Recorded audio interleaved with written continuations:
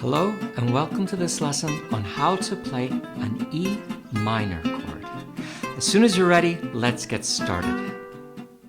Step 1. Put your hand in a closed fist position. Slowly open up your fingers, keeping them well rounded, as if holding on to a tennis ball. Place your thumb on the neck behind the fretboard, keeping it well hidden.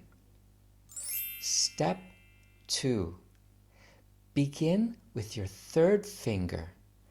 Press down on the 4th string, 2nd fret, like this. Using your 2nd finger, press down on the 5th string, 2nd fret, like this. Always press down on the strings with the tip of your fingers, keeping your fingers well rounded. Step 3. With a pick or a thumb, place it on the 6th string.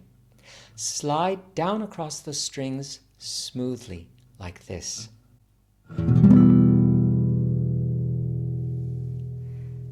Do these 3 steps every day 10 times.